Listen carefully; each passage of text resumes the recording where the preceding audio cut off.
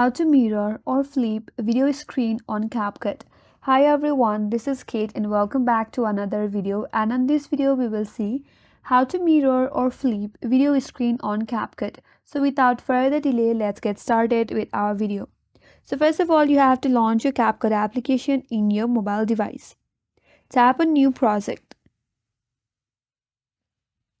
Now select your video. Tap on Add. So once you land in your edit page, tap on the video from your timeline. Here, navigate to the bottom of this interface and swipe the menu bar to your left. So from there, you have to tap on Transform. So on the Transform, at the middle, you will find a mirror option. Simply tap on Mirror. If you see, now the mirror effect has been applied to your video. So that's how you can simply mirror or flip your video screen on Capcut. And that's all for this video. Hope this video was helpful, and if you're new to our channel, consider subscribing. Thank you for watching and stay tuned for more videos.